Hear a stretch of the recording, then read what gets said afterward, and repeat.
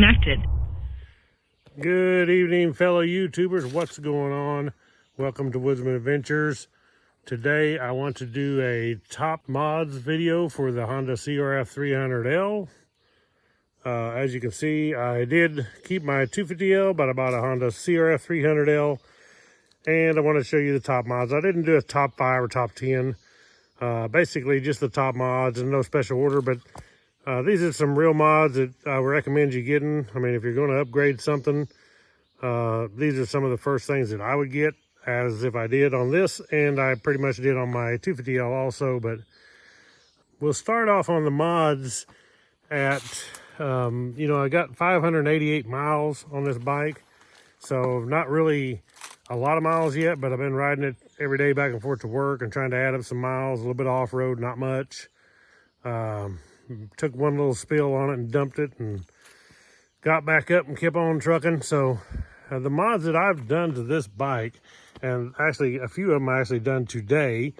The first ones I'll mention is from AXP Racing. If you looked at my last video, you'll see where I installed these. Now these are prototypes right now. As of now anyway, they're prototypes, but here for long I will have you guys some links to where you can purchase these. This is the skid plate from AXP Racing, which is about like the one that I got for the Honda CRF250L, only this is the 300L version. And as you know, if you've been checking around, they do not interchange. The 300L is different. So this is a super nice, heavy plastic skid plate. Guards the water pump good. Really good protection, like 6mm plastic, and it is nice. Bolts on, real easy. If you watch my last video, you'll see how easy it is to set this stuff up. There's nothing to it. So an easy mod, and I recommend the plastic skid plate over the aluminum. Next would have to be the rear cargo rack from AXP Racing. This is the rear cargo rack, extremely heavy duty. This is like 0.6, not 6mm. This is over a ½ inch thick. This is extremely thick plastic. Super nice, super great shape. You can see when I got this Nelson rig tail bag on here how this fits. I mean, it just fits great on this rack. The rack is extremely heavy built. You see the brackets here, how they go on, bolt on here. They got a couple spacers in behind, front and rear, and really nice. So I'm super stoked over this cargo rack, no doubt about it. And the last thing from AXP Racing that I have is the chain guide or chain guard, whatever you want to call it. This thing is super beefy compared to the factory, which is really flimsy. This thing ought to take a beating in the rocks. You can see just how heavy built this thing is. Instead of being the little old thin plastic, it is made by CNC out of this plastic, extremely thick stuff. It's going to hold up for a long time. This is another one of the things that I got that is a prototype. It's pretty much ready to go. So as soon as I send them my feedback, hopefully we'll get some production going on and get you guys some links on these. But they are super cool for the Honda CRF300L, like the cargo rack and the skid plate. So probably the next one that I'll mention would be the Renthal handlebars. And these bars are the Jimmy button bend, so they are tall. And I really like them. Instead of having to have bar risers under there or going to 7/8 bars, these Renthal Jimmy button bend are 7/8, so they fit right in there. You don't have to have the adapters to make them fit the 1 1/8 bars. Super cool. Now this is not the bar pad that comes with the Renthal. This is just one I put on there, this Honda pad. Very nice looking bars. I like the height and not having to have the bar risers. It raises it up a lot compared to the stock bars. And then of course we got the Chirbies, however you want to pronounce their name. Several people have told me, but I always get it wrong. Anyway, these hand guards are super cool. I like the looks of them. I like the matte finish. The red looks pretty good with the CRF300L. So the look is really cool. They are aluminum inside this molded plastic, so they're going to be extremely tough, and they fit really nice and well. Also is the Pro Taper half waffle grip. These are really nice grips, easy to install. They fit these bars great, and then of course you have to cut the ends off anytime you put these hand guards on. So, another mod that I done would be the Zeta Footpegs. These things are bad to the bone. I like how super wide these things are. Look at the cleats on that thing. your feet ain't gonna slip off that. And they bite in. These are actually replaceable too from the looks of it. You can see the little hex here, so you can take them out and replace them. But them things have some super awesome grip.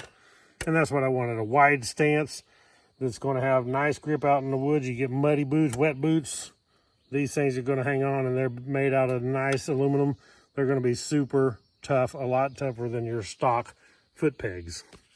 One of the other mods I have on this bike would be the Nelson rig tail bag. This tail bag is one off of my 250L, so it's not the one that's going to stay on here. I'll get a Nelson rig for this too, but I'll get one like this for this bike. I love this tail pack. I also have a larger one, just like this, only larger. And this nice rack here is so wide, it will accommodate it real easy. The last one I had on here, the rack was cheap metal, pretty thin, and it wouldn't really hold that big tail pack very good, but this one does a nice job of it. So I do like all Nelson rig products are first class, lifetime warranty. The other mod that I did, which is something I really recommend if you're going to be riding, especially if you're going to be riding on highways, is to have a dash cam, or a motorsports cam is what ThinkWare calls this. This is the ThinkWare M1. It records 1080p video, front and rear. You can see the rear one I have mounted right here.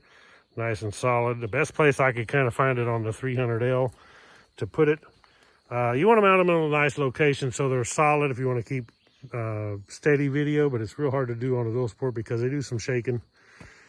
So that's pretty much for the mods that I have done to this bike, other than the Gub P30. And this is a Gub P30. My iPhone fits right down in here. This thing clamps down, tightens down nicely on it. And the way this is curved, you can see here how this is curved. When you tighten this down, your phone don't fall out. But now this is not the standard one. I took this Gub P30 and I got this ram mount, drilled some holes, and I bolted this ram mount on here so I could ram mount it and it'd be nice and solid, a lot more solid than the mount that comes with this. They do have a handlebar mount, but it's not as good as this one. So that's pretty much it on the Honda CRF300L of the mods that I've done and the top mods that I recommend. I'm not going to do an exhaust mod on my bike. My 2018 CRF300L was fine with the stock exhaust. I have no plans of changing it. I really don't believe you need to on this bike. It's pretty much perfect the way it is. Other than, if you'll notice on my bike, I do have the Thailand lights. A lot of people are asking about this.